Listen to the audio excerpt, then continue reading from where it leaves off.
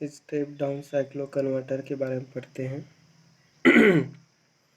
Step cyclo converter, जैसा कि पिछला वीडियो में गया था, cyclo converter basically AC to AC converter है। साइक्लो कन्वर्टर बेसिकली क्या है? AC to AC converter. Cyclo converter basically क्या होता है? एक एसी टू एसी कन्वर्टर होता है जो वन फ्रीक्वेंसी की एसी सिग्नल को अनदर फ्रीक्वेंसी की ही एसी में कन्वर्ट करता है। ठीक है, तो ये एसी टू एसी कन्वर्टर है। ऐसा इलेक्ट्रॉनिक सर्किट है जो वन फ्रीक्वेंसी की एसी सिग्नल को अनदर फ्रीक्वेंसी की एसी सिग्नल में कन्वर्ट करता है। फिर उसके बाद मैंने बताया था कि आउटपुट कन्वर्टेड एसी सिग्नल की फ्रीक्वेंसी के बेसिस पर साइक्लो कन्वर्टर है वो दो टाइप का होता है। एक स्टेप अप साइक्लो कन्वर्टर, दूसरा होता है स्टेप डाउन साइक्लो कन्वर्टर। ठीक है, तो if frequency of converted output AC signal is lesser than source input frequency, then such type of cyclo converter is called step down cyclo converter। ठीक है, तो ऐसा साइक्लो कन्वर्टर सर्किट जो high frequency की AC signal को low frequency की AC signal में convert करता है, स्टेप डाउन साइक्लो कन्वर्टर कहलाता है। ठीक है, तो ये है आपका हाई फ्रीक्वेंसी की एसी सिग्नल को, हाई फ्रीक्वेंसी की एसी सिग्नल को किस में कर देता है? वो लो फ्रीक्वेंसी की एसी सिग्नल में कन्वर्ट कर देता है। ठीक है, तो हाई फ्रीक्वेंसी की एसी सिग्नल को लो फ्रीक्वेंसी की एसी सिग्नल में कन्वर्ट करता है, वह cyclo converter step down cyclo converter कहलाता है। ठीक है, तो बेसिकली अभी हम single phase to single phase step down cyclo converter के बारे में डिस्कस करेंगे, जिसमें अप्लाइड एक्सटर्नल इनपुट सिग्नल जो होता है, सोर्स सिग्नल, वो क्या होता है? वन फ्रीक्वेंसी का एसी सिग्नल होता है जो कि सिंगल फेस एसी होता है। इस सिंगल फेस एसी सिग्नल को अनदर फ्रीक्वेंसी की एसी सिग्नल में क्या करते हैं? कन्वर्ट करते हैं, और कन्वर्टेड आउटपुट जो सिग्नल मिलता है उस सिग्नल की फ्रीक्वेंसी भी क्या होती है? उस कन्वर्टेड सिग्नल की फेज भी क्या होती है? सिंगल फेज होती है। तो single phase AC signal of one frequency is converted to single phase AC output signal of another frequency. ठीक है, तो एक फ्रीक्वेंसी के एसी सिग्नल को ये दूसरे फ्रीक्वेंसी के एसी सिग्नल में क्या करता है? कन्वर्ट करता है। ऐसा साइक्लो कन्वर्टर सर्किट जो हाई फ्रीक्वेंसी की एसी सिग्नल को लो फ्रीक्वेंसी की एसी आउटपुट सिग्नल में कन्वर्ट करता है, उस साइक्लो कन्वर्टर को क्या बोलते हैं? Step down cyclo converter. तो ये है हमारा सर्किट है। सर्किट देख सकते हैं, प्रॉपरली ऑब्जर्व कर सकते हैं। ए बी ट्रांसफार्मर का प्राइमरी वाइंडिंग है, COD ट्रांसफार्मर का सेकेंडरी वाइंडिंग है। इस ए बी प्राइमरी वाइंडिंग में हम external input AC signal apply कर रहे हैं। वह एक्सटर्नल इनपुट एसी सिग्नल है जिसकी फ्रीक्वेंसी FS हर्ट्ज है। इस FS हर्ट्ज फ्रीक्वेंसी की एसी सिग्नल को हमें लोअर फ्रीक्वेंसी वाले एसी आउटपुट में क्या करना है? कन्वर्ट करना है। ठीक है, तो COD जो है ट्रांसफार्मर का सेकेंडरी वाइंडिंग है। चूँकि इस सर्किट में सेंटर टेप्ड टाइप ट्रांसफार्मर का यूज़ हुआ है, इस कारण इस साइक्लो कन्वर्टर को centre tapped type step down cyclo converter भी कहते हैं। सर्किट में लोड रजिस्टर RL है। लोड रजिस्टर RL, यहाँ पर लोड को प्योर रजिस्टिव लोड कंसिडर किया हूँ। ठीक है, यहाँ पर सर्किट में टोटल 4 थायरिस्टर्स का यूज़ हुआ है। थायरिस्टर P1 और N1 दोनों आपस में एंटी पैरेलल ऑर्डर में कनेक्टेड है। सिमिलरली थायरिस्टर P2 और N2 है, वो भी एंटी पैरेलल ऑर्डर में कनेक्टेड है। तो 4 थायरिस्टर्स हैं, जहाँ पर P1 और P2 है basically positive group of thyristors है, और N1 और N2 जो है वो निगेटिव ग्रुप ऑफ थायरिस्टर्स है। इस सर्किट में लोड रजिस्टर RL में फ्लो होने वाले करंट की डायरेक्शन को एज्यूम किया गया है कि करंट है वो राइट से लेफ्ट डायरेक्शन की ओर फ्लो हो रहा है। सपोज फ्लोइंग जो करंट है वो राइट से लेफ्ट अगर होते रहेगा तो फ्लोइंग लोड करंट पॉजिटिव होगा और डेवलप्ड आउटपुट वोल्टेज भी क्या होंगे, पॉजिटिव। अगर सर्किट में फ्लोइंग करंट की डायरेक्शन अगर अपोजिट हो जाए तो फ्लोइंग करंट निगेटिव होंगे और डेवलप्ड आउटपुट वोल्टेज भी क्या होगा, निगेटिव होगा। ठीक है, तो ये हमारा सर्किट हो गया single phase to single phase center tapped type या फिर mid point type step down cyclo converter का। ठीक है, तो मिड पॉइंट टाइप बोलो चाहे सेंटर टेप्ड टाइप बोलो, क्योंकि centre tapped type step down transformer का यूज़ होने के कारण ही इसको क्या बोलते हैं, centre tapped type step down cyclo converter कहते हैं, जो हाई फ्रीक्वेंसी की एसी सिग्नल को लोअर फ्रीक्वेंसी की ही एसी सिग्नल में कन्वर्ट करेगा। ठीक है, ये हमारा इनपुट एसी सिग्नल है। इनपुट एसी सिग्नल वह इनपुट एसी सिग्नल है जिसकी फ्रीक्वेंसी एफएस हर्ट्ज है।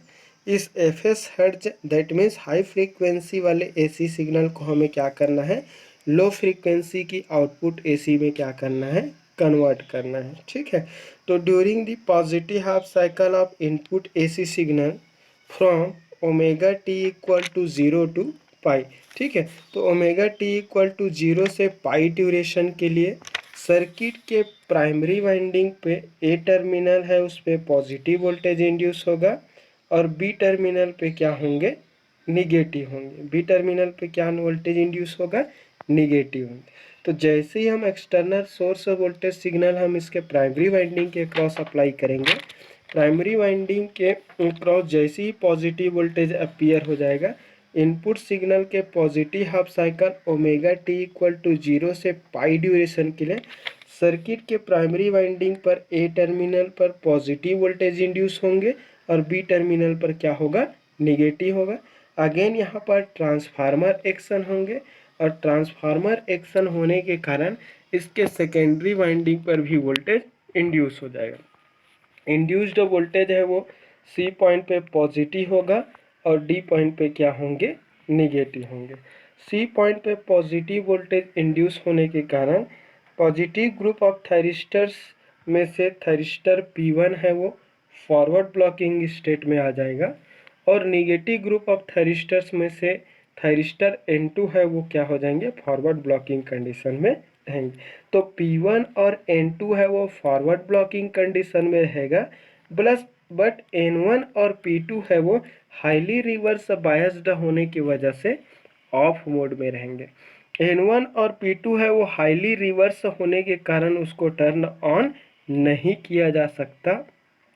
N1 और P2 को टर्न ऑन नहीं किया जा सकता। ठीक है, तो ऑफ बने रहेंगे, उससे होकर कोई इलेक्ट्रिकल करंट का फ्लो नहीं होगा।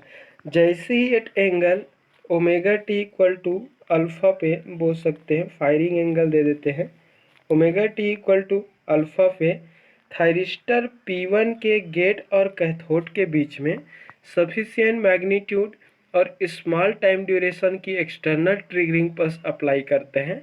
इस एक्सटर्नल ट्रिगरिंग पल्स के कारण थायरिस्टर P1 है वो टर्न ऑन हो जाता है और टर्न ऑन होकर एक ऑन स्विच, क्लोज स्विच या फिर एक शॉर्ट सर्किट की तरह बिहेव करना शुरू कर देता है।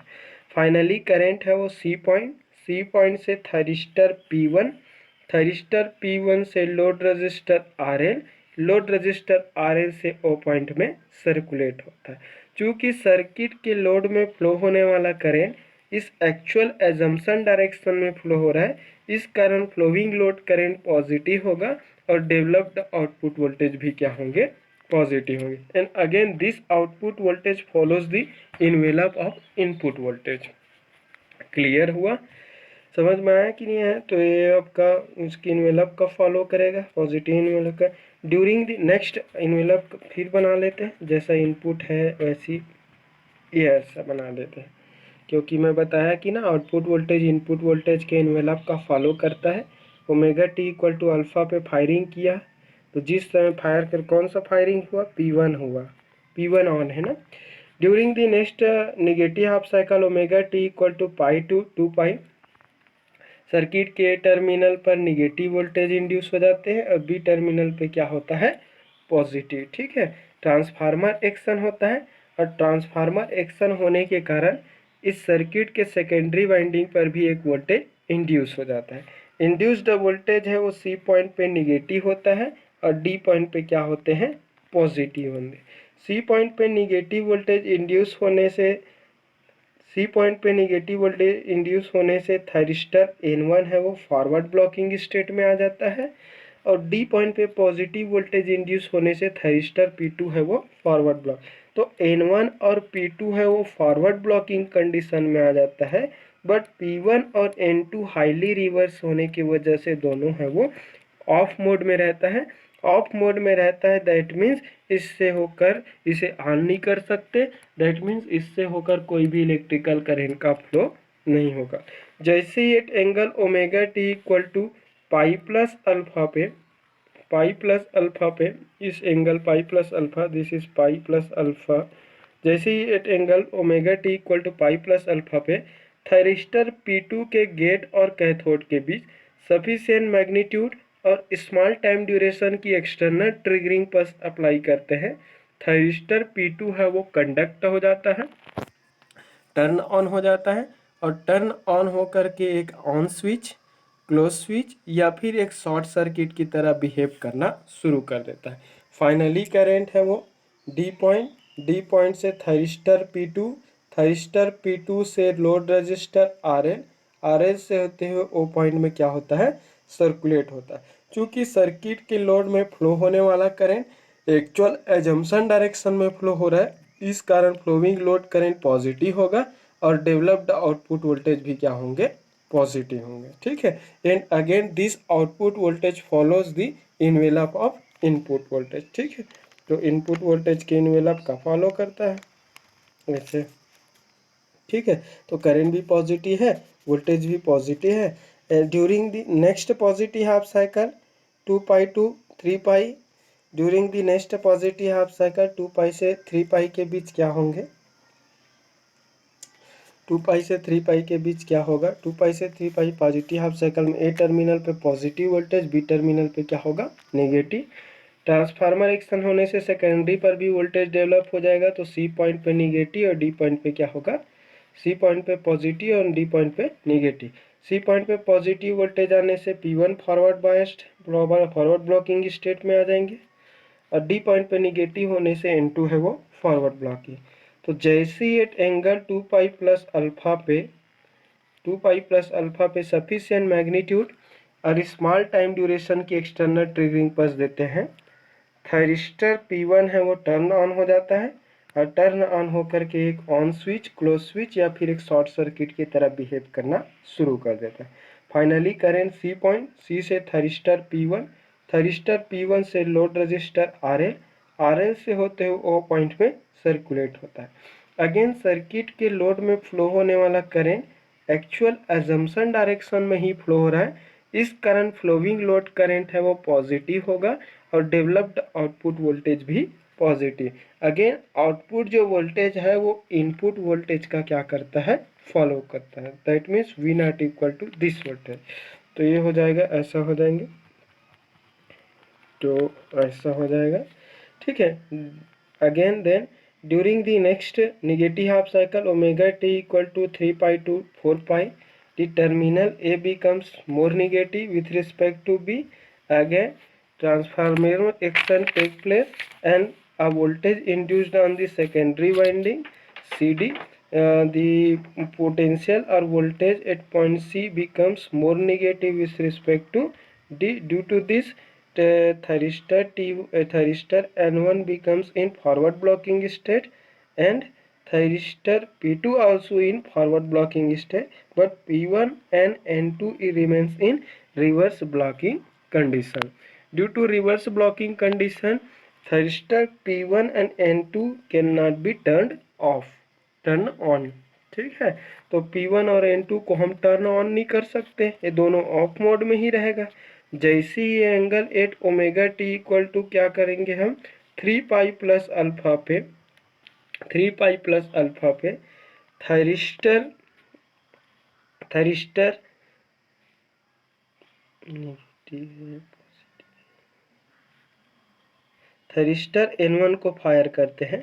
थरिस्टर N1 को फायर करने से करंट है वो सोर्स मतलब O पॉइंट से लोड से होते हैं थरिस्टर N1 से होते हैं C पॉइंट में क्या होता है, सर्कुलेट होता है।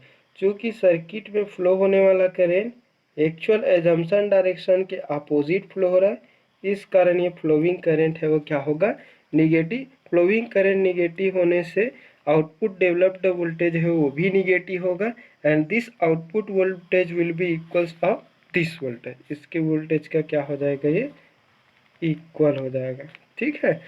Again during the next positive half cycle A positive होगा, बी निगेटिव होंगे, फिर से यहाँ पर वोल्टेज इंड्यूस होगा तो सी पॉइंट पर पॉजिटिव होगा, डी पॉइंट पे निगेटिव होंगे। सी पॉइंट पे पॉजिटिव वोल्टेज होने से P1 फॉरवर्ड ब्लॉकिंग कंडीशन में आएगा और डी पॉइंट पे निगेटिव होने से N2 भी फॉरवर्ड ब्लॉकिंग कंडीशन में आएंगे। जैसे ही at angle 4 pi plus alpha पे थरिस्टर N2 को फायर करते हैं। N2 को फायर करने से टर्न ऑन हो जाता है। फाइनली करेंट O पॉइंट से लोड रजिस्टर RL से होते हुए N2 से होते हुए D पॉइंट में सर्कुलेट होता है। क्योंकि सर्किट के लोड में फ्लो होने वाला करंट एजम्पशन डायरेक्शन के अपोजिट होता है, इस कारण फ्लोइंग लोड करंट निगेटिव होगा और डेवलप्ड आउटपुट वोल्टेज भी negative and again output voltage follows the envelope of input. ये होगा। फिर से हम फायर करेंगे 5 प्लस अल्फा पे अगला थरिस्टर को, तो ऐसा मिलेगा। ठीक है, तो ये है, बाकायदा लिख लेना भाई यहाँ पर। ये 2 पाई प्लस अल्फा है, 3 पाई, ये 4 पाई प्लस अल्फा है, ये आपका 5 पाई प्लस अल्फा है, 0 अल्फा पाई प्लस अल्फा 2 पाई, ये आपका 2 पाई प्लस अल्फा होगा, ये 3 पाई प्लस अल्फा 4 पाई, फिर ये 4 पाई प्लस अल्फा, फिर 5 पाई और ये 5 पाई प्लस अल्फा, फिर ये 6 पाई। ठीक है, ये ऐसा रहेगा। ठीक है, तो यह रहा हमारा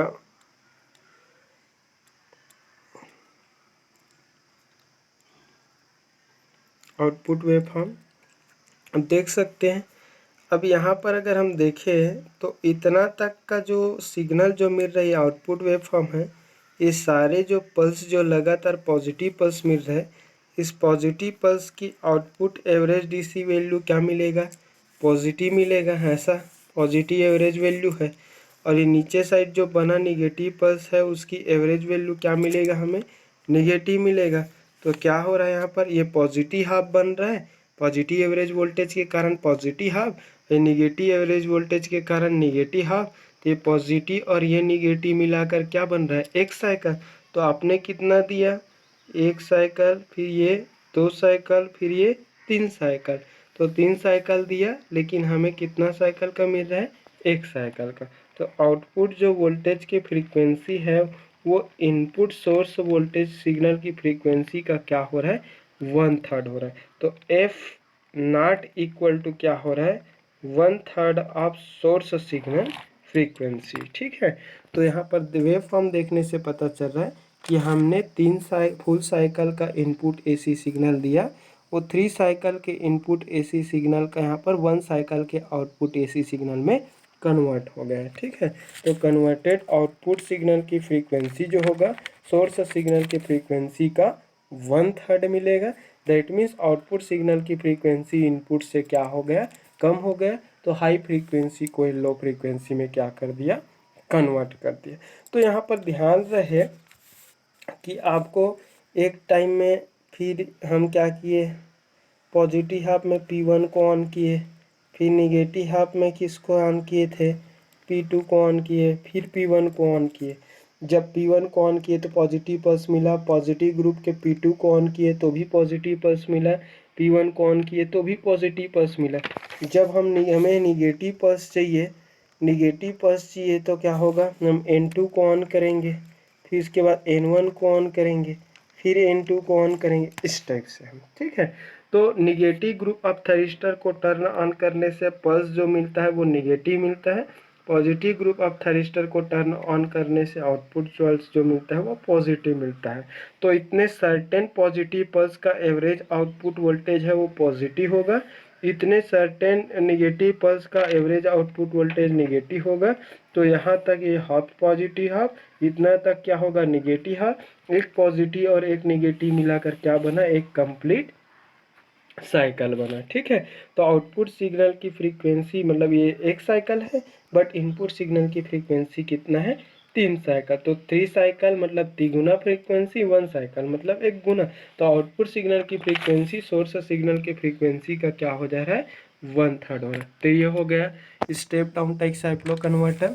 ऐसा साइक्लो कन्वर्टर सर्किट होता है जो हाई फ्रीक्वेंसी की एसी को लो फ्रीक्वेंसी की इक्विवेलेंट एसी में कन्वर्ट करता है। ठीक है, इस सिग्नल इसमें अप्लाइड इनपुट जो सिग्नल है वो सिंगल फेस एसी सिग्नल है, और कन्वर्टेड आउटपुट एसी सिग्नल है वो भी सिंगल फेस एसी सिग्नल है।